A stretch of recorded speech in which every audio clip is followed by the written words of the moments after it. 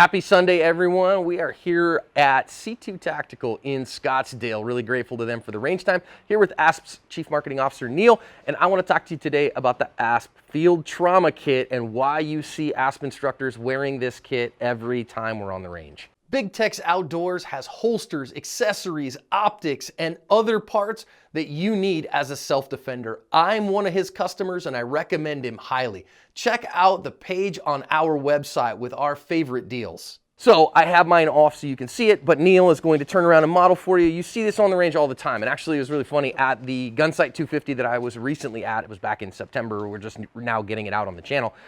Somebody commented, man, I know that it's John because he's always got his field trauma kit on him. And I do. And this is made by Wilderness Tactical. Okay. So we call this the ASP FTK Field Trauma Kit made by Wilderness Tactical. Doesn't have my logo or anything on it. But Sam and her team at the Wilderness worked with me to kind of make this the size that I wanted it. And a couple things. Number one, gear never replaces training. You cannot just buy this and put stuff in it and put it on your belt and now I'm safe. If you don't know how to use a tourniquet, and again, this is a genuine combat application tourniquet, this particular one, if you don't know how to use a cat, having a cat's not gonna help you. If you don't know how to use the stuff inside the kit, it's not gonna help you. So get the training, right? So I try to get this and get at least a medical refresher every couple years. Now, couple things. Number one, has a tourniquet on the outside of it. I have a cat on mine. Neil has a soft T on his, right? So Neil's got a special operations soft T wide. Both great tourniquets. There's like 5 of them now that are okayed by the Committee of Tactical Combat Casualty Care. They all have a ratcheting system or a windlass.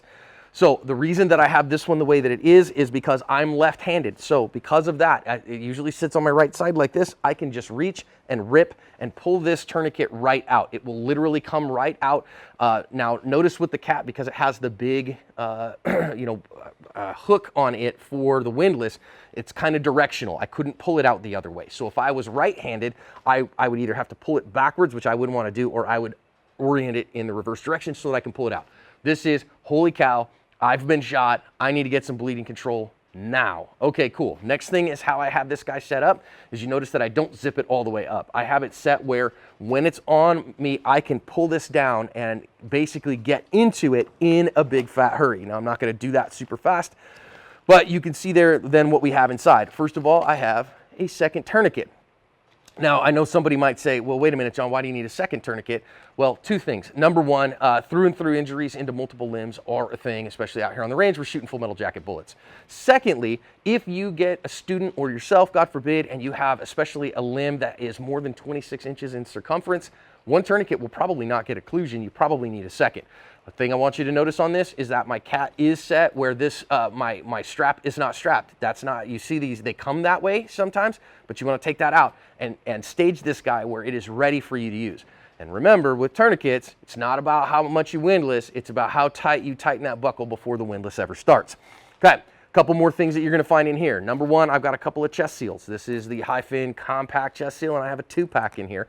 Because if you get a penetrating traumatic injury, again, within our TCCC kind of thing, we tourniquet the limbs, we pack the junctions, we seal the chest box.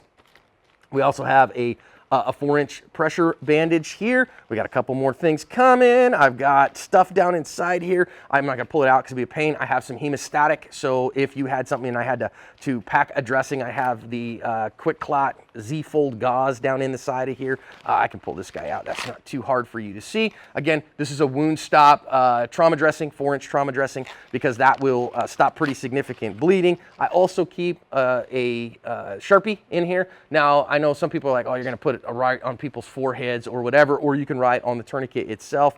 What happens when you tourniqueted someone? It's not as big a deal in the continental United States. Hospital's 5-10 minutes away, and a tourniquet can be on for a couple hours, but it's still the way that you do that. I also put a pair of gloves in here, so then that way, I'm not getting somebody's blood all over me once we get things going. So set up very simply, right? So I keep this guy set up like this. Everything's set in it just right.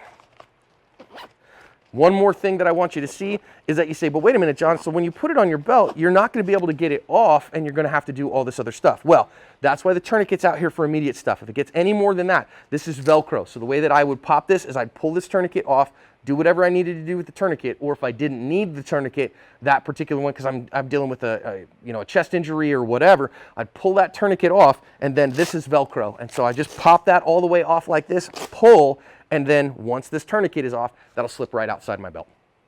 And I don't have to take that off when I go to put it on, so it'll slip onto my belt like this. So that's how it sits. But when I need it in an emergency, again, if it's not a tourniquet time, I'll pop this first tourniquet off and then rip and pull. And then this whole thing will come out. I don't want to pull the tourniquet out 3 times because that gets to be a pain putting it back.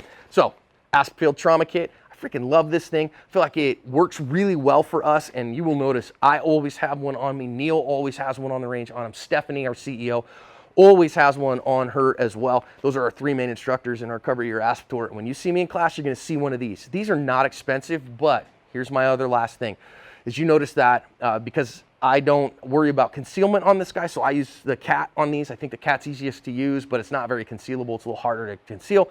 He uses a soft tee, that's fine. But I sourced all this stuff separately, so I don't recommend buying tourniquets from anybody but the original vendor, North American Rescue for the cat, or their authorized vendors. Same thing, TacMed Solutions for the soft tee or their authorized vendors. Here it is again, never buy a tourniquet on Amazon. Never buy a tourniquet on Amazon. They're fakes way too often. Source the rest of the stuff from them as well. I literally just put a big order in with North American Rescue because I needed stuff for our car kits. So buy the kit off of the pouch, the Field Trauma Kit pouch off of the Wilderness Tactical website or off Big Tex, because Big Tex now carries Wilderness Tactical products, and then fill it from either Big Tex, who has some medical supplies, or from directly. Now again, Big Tex, Ike and his crew are authorized distributors for those things. So put some links in the description on that. Love this stuff. I really recommend anytime I hit the range, have a bleeding control kit, a big one just in case.